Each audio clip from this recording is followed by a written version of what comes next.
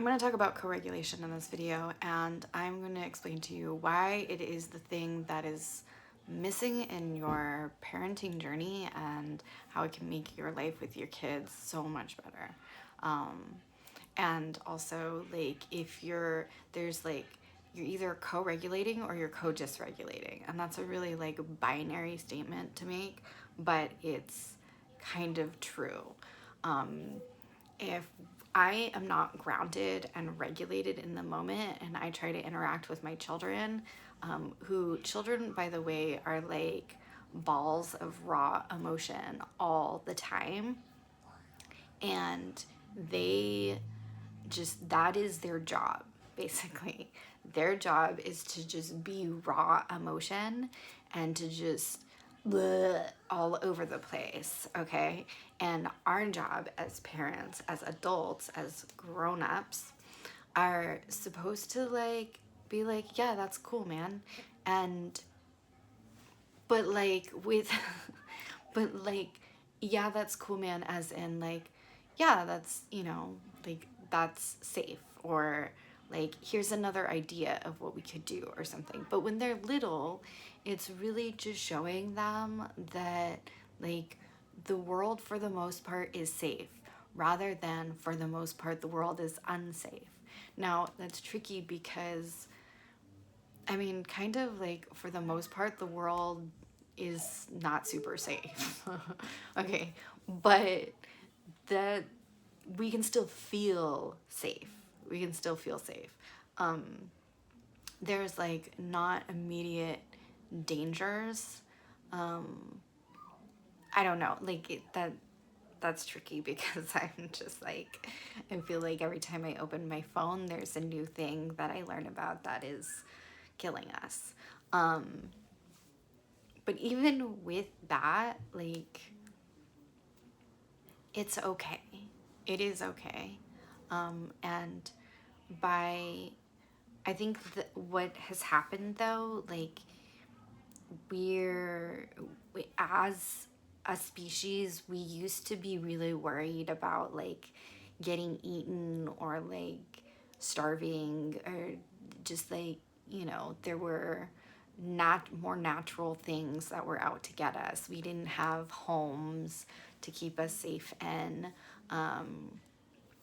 We didn't have agriculture, even though now like agriculture is one of the things that's killing us. It's kind of ironic actually that all of these things that we've created to sort of like keep us from dying is the thing that might be lead to the end of civilization as we know it.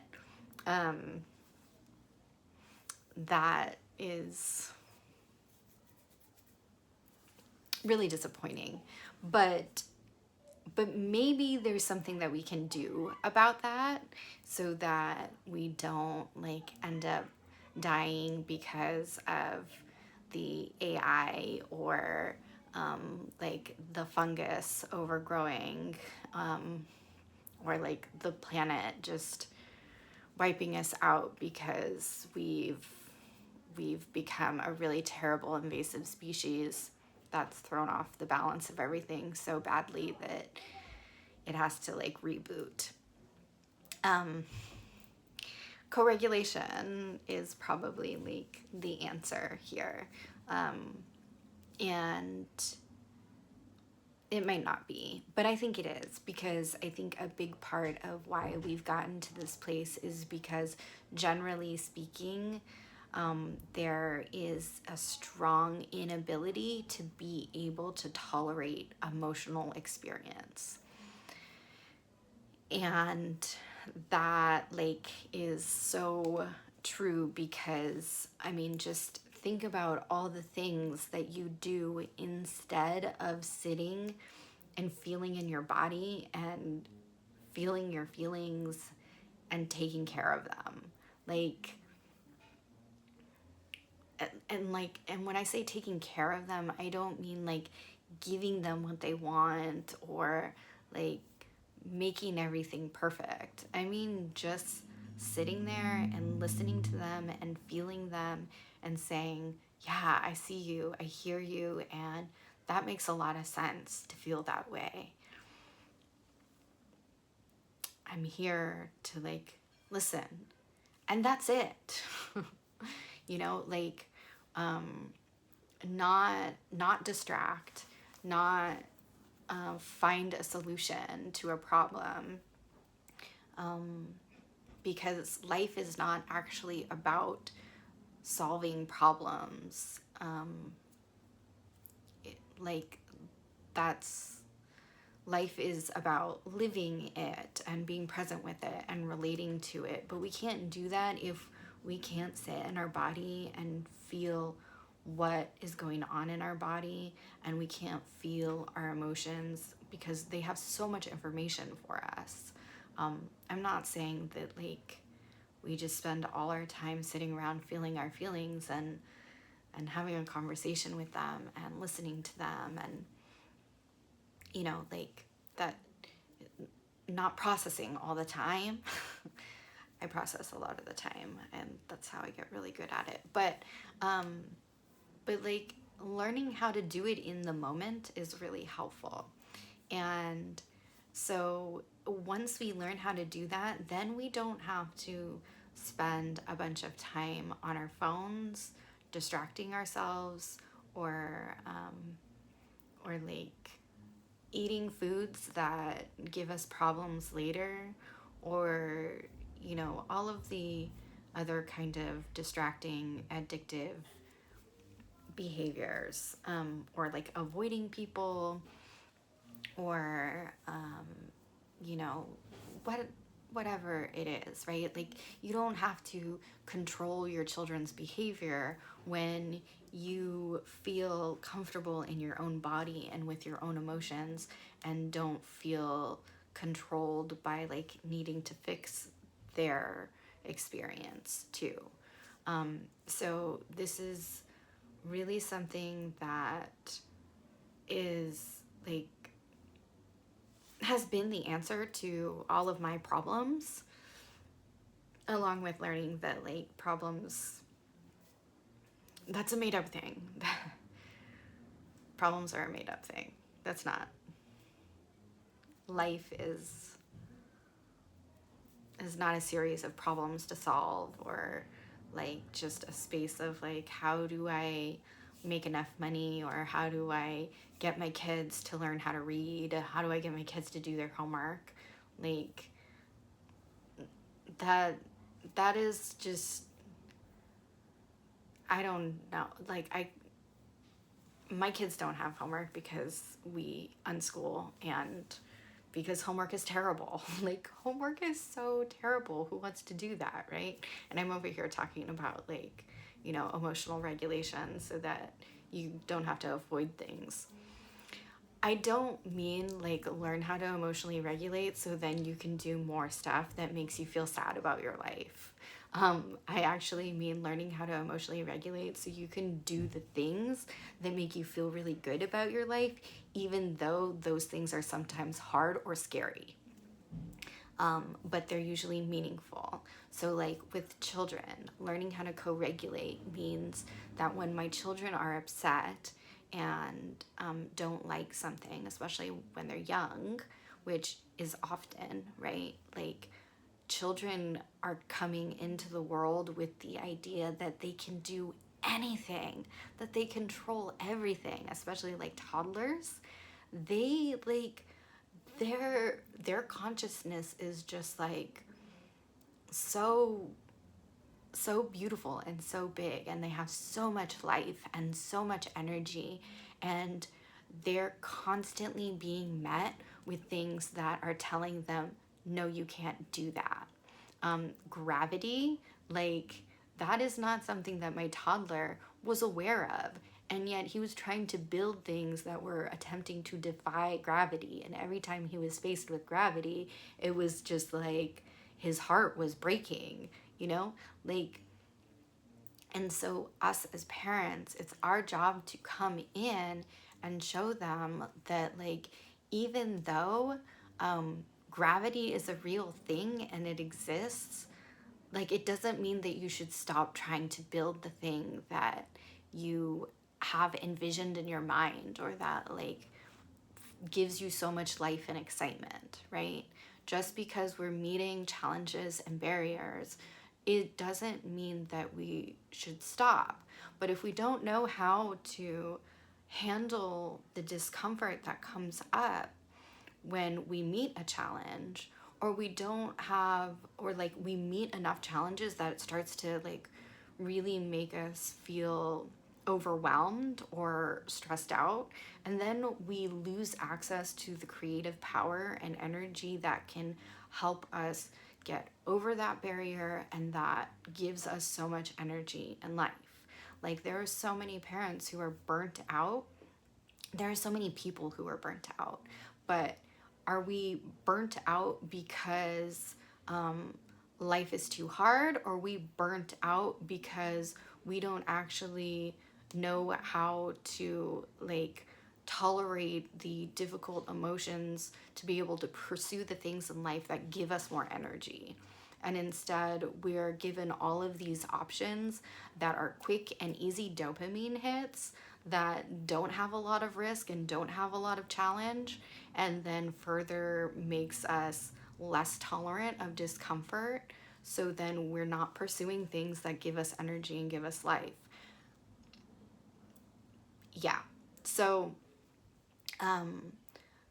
so for me, learning how to tolerate my emotions, because I came into this game not being able to do that. I came into the world with really intense feelings. I am what Becky, I can't remember her name, the psychologist, Becky, I'm good enough. Anyway, what she calls deeply feeling kids.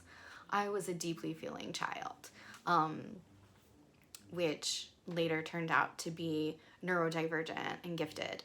So that, like, but the level of intensity that comes with that is just huge. And like, my parents didn't know what to do with it, and I sure as hell didn't know what to do with it. And so what I did was the best that I could with what I had. Thanks, Dr. Becky. Like, I learned how to shove it down and squish it and squash it and distract from it, and try to manage my energy by using substances and coffee and food and shopping and people and sex and alcohol. And, you know, once, not when I was a small child, but like, that's what my future looked like, because my parents didn't know how to co-regulate. Not that if you don't know how to co-regulate, that's your children's future. Obviously, you know that. I don't have to say that.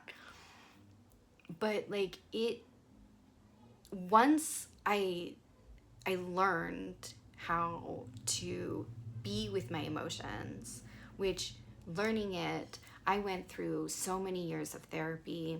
I tried to become a therapist. I tried microdosing psilocybin. I've done like all the mindfulness and yoga, and there all the different medications, and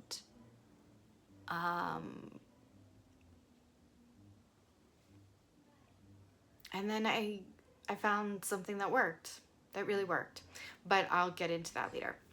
It's really simple. It's painfully simple, and I really wish that I found it a long time ago, but whatever, I found it when I found it. So anyway, learning how to just be with those emotions, right? Like, I've learned how to be with them, and I've found like just this beautiful well of energy. Not just a well of energy, but also the ability to not feel super drained by my children all the time, because I can hold their emotions. And I'm not actually like holding their emotions. I don't like how I said that. I am a container for them, and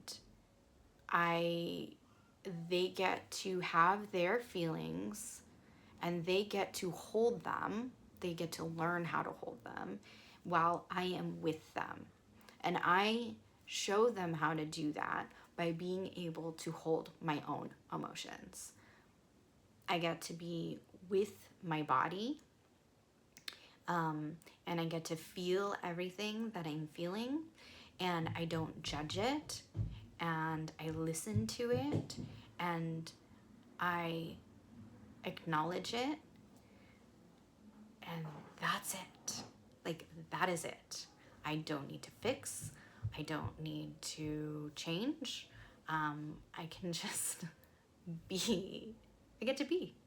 I get to be a body in this life, in this world, and I get to play, and I get to create, and I get to learn with my children and try new things and experience all the like not great feeling things, but there's so much more life and richness that comes from like doing the hard thing. Or like my kids, when I'm with them and they're upset, they like their upsetness gets to be an opportunity for me to like witness the beauty of like being human, and it can be so healing for me. Like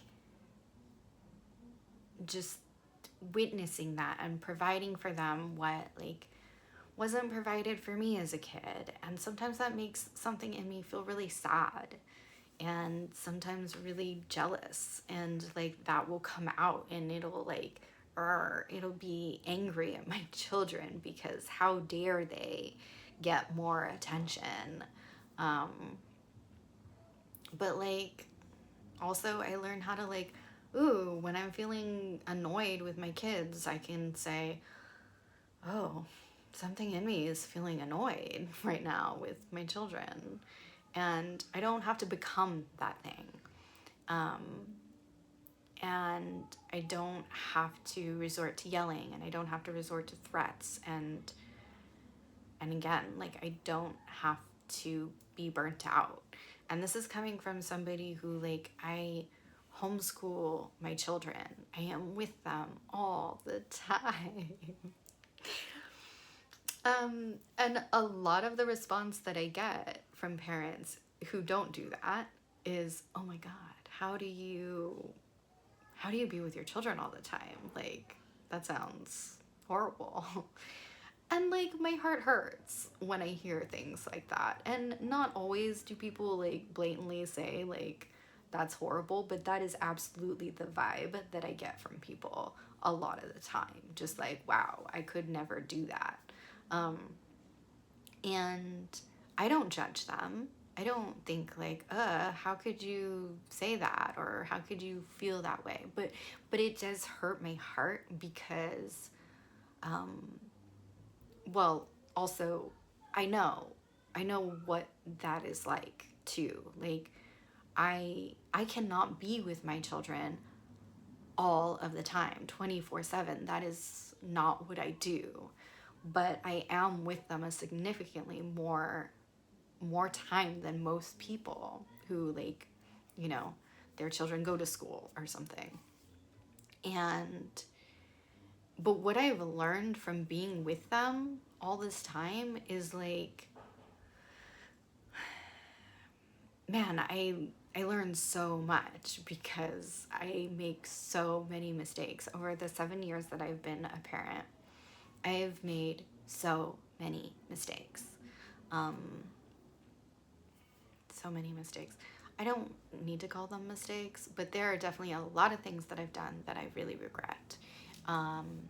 And one of the things that I really wish that I had starting out was somebody who sat me down and was like, okay, we're gonna learn how to co-regulate because you didn't learn how to do that when you were a child. And I saw the same therapist for like many, many years, and she was wonderful. I loved my therapist. But I really wish that at some point she said, like, dude, I don't think you know how to co-regulate.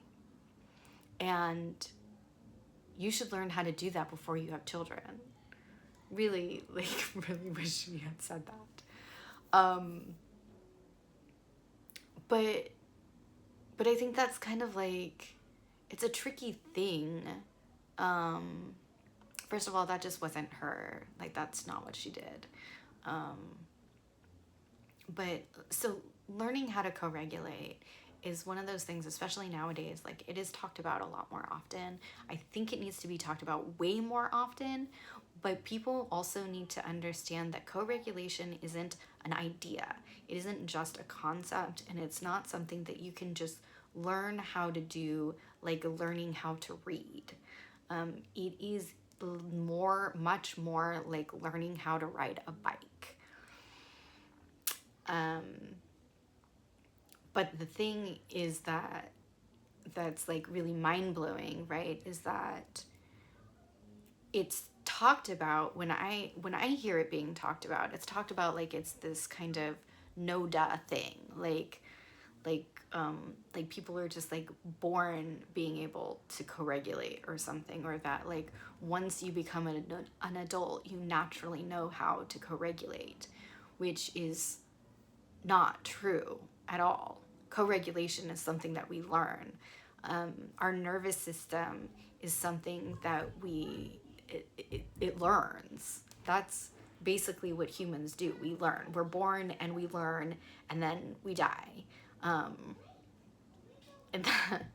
there's so much more to life than that. But it's been very helpful to me to just frame life as like this place of learning, and especially as a parent, because it's like having children has taught me that life is about learning, like what learning and loving. And that's, I'm getting a little bit too mushy, but back to this is really like, I feel like I walk around the world and like there just are people all around me who are dysregulated, and but like, but not dysregulated in the way that like, what am I trying to say? Like when I say dysregulated, I think a lot of people probably think about like being in a fight, flight, or freeze mode, right? And that from those spaces you can't like function with other people in daily life. But what I'm talking about is more like being dissociated and trying to regulate the nervous system through behaviors and using things like food and distractions, and which, as I say that, is really interesting because that's how a lot of adults tend to children's emotions. When children have emotions that come with tears or screaming or resistance, like, you know, they don't want to do the thing, grown-ups tend to come in and try to find ways of convincing them to do the thing that they don't want to do, convincing them that they don't need to feel sad, distracting them with something that could make them feel happier or change how they're feeling, or like, you know, doing something to try and fix the emotion. And the really interesting thing about emotion is that it will move through our body on its own. It will change on its own. We don't have to do anything. That is like the gift that meditation can bring if you have the ability to sit and meditate, which I know that not everybody does. And on most days I don't either. But being able to just sit and like watch your feelings shift and change on their own is really powerful. But that's kind of like what we get to provide as adults for children, is that when my kids are upset about something, I can stay calm, or relaxed. I prefer relaxed over calm. I don't know exactly what like that nuanced difference is, but it feels important to me. So, because like I can still feel relaxed and like have a lot of energy, right? Calm is more like low energy and just like la da da, you know, like everything's okay, but it's like low energy. I can be relaxed and I can still have more energy. Um, and that feels better in my body. So I'm not working towards calm, I'm working towards being relaxed. I mean, for sure, there are times when I want to be calm. Like when I'm going to sleep, I want to be calm. When my children are going to sleep, I want them to be calm. And sometimes they get there and sometimes they don't, but eventually they do. I lost my train of thought. And I'm not editing videos. Okay. So, feeling relaxed. When I feel relaxed, I get to, right, the co-regulation, my kids come to me, they're upset about something, and I am relaxed. I am relaxed and I am attentive, and I'm curious and I'm interested. What is going on? Like, what is this, you know? Also, like, just first, like, oh, my child is crying. I wonder if they're feeling sad, or like I'm around and I saw what happened, you know, but I still don't assume I know, because what they need is for me to listen. They need to feel like I'm hearing them. And to really be able to listen, I need to not be problem solving, not be thinking that I knew what happened, or thinking that I know what my child's experience is, or trying to, there is a million and one thoughts that can go through my head when my child comes to me and they're crying or they're whining. So I let those thoughts be, and when I'm relaxed, I can be curious and pay attention to my child. I can feel sort of the emotion that like her sadness stirs in me, so that I can be empathetic. And being empathetic means being able to kind of sense that feeling without becoming that feeling. If I am sensing the feeling and becoming the feeling, that is more like codependent. That is not helpful. From that place, like if I'm being consumed by my child's emotion, I'm I'm matching that energy. Parts of my brain are going to be inaccessible, and I'm going to be acting from a place of fear and urgency and fixing, rather than from love and care and a sense of safety and openness.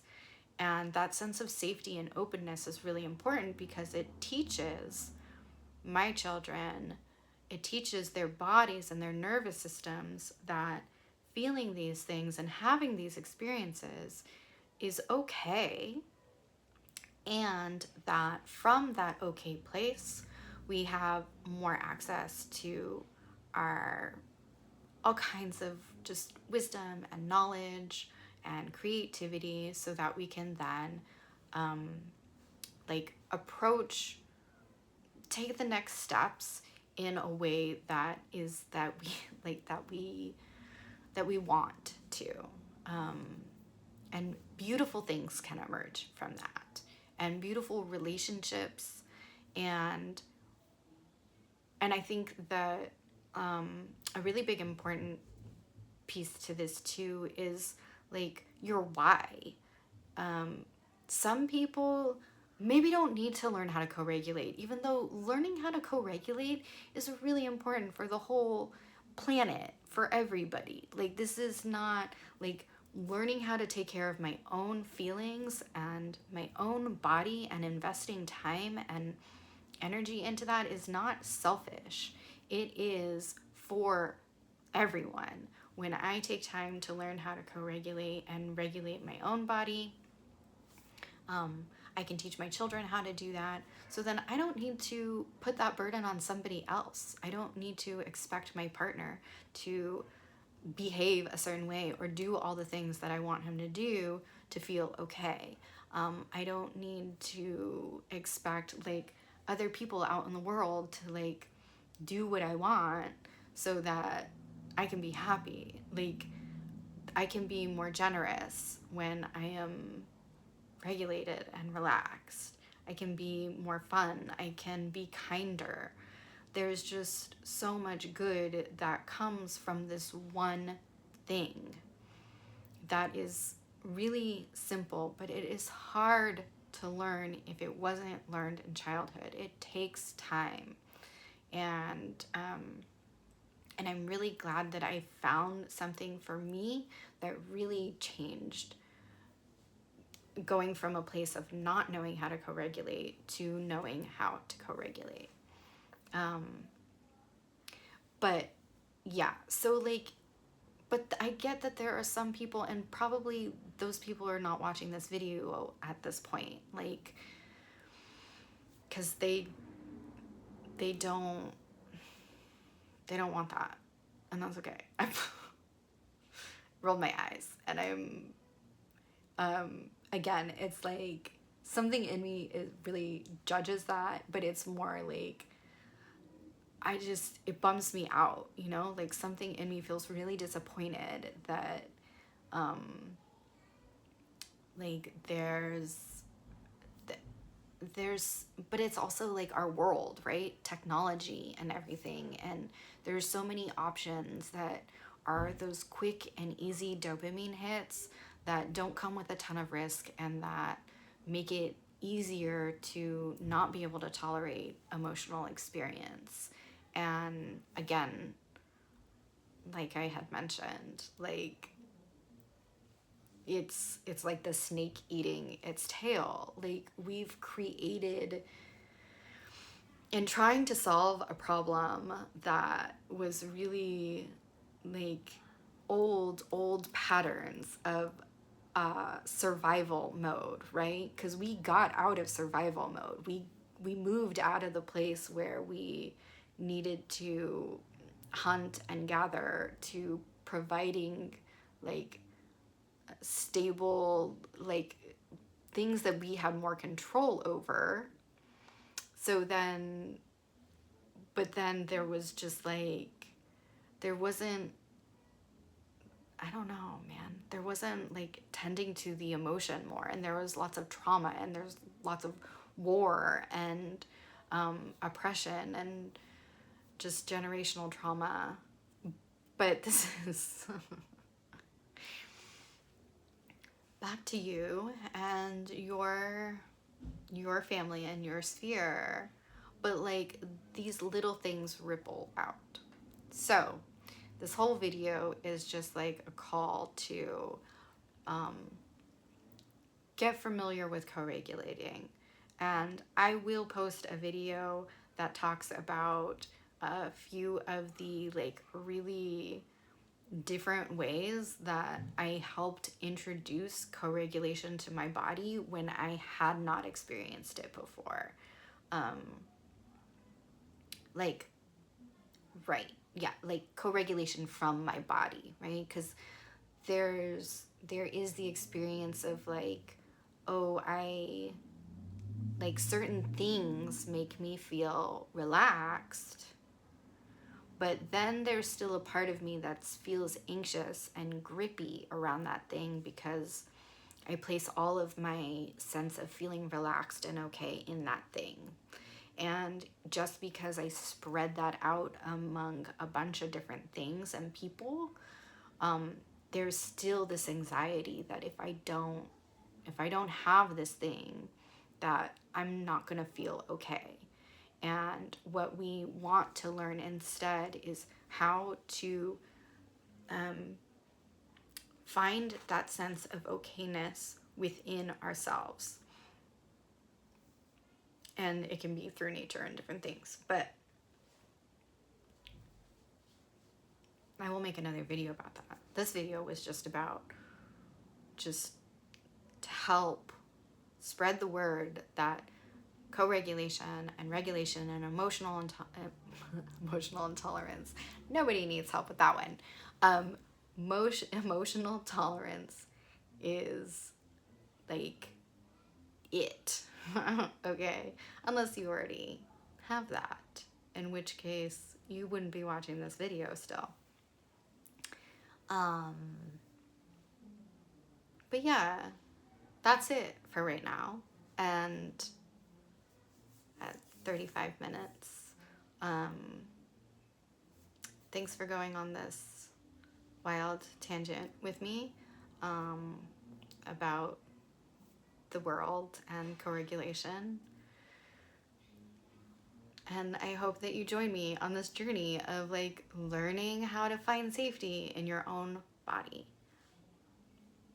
And stay tuned for more and how to do that.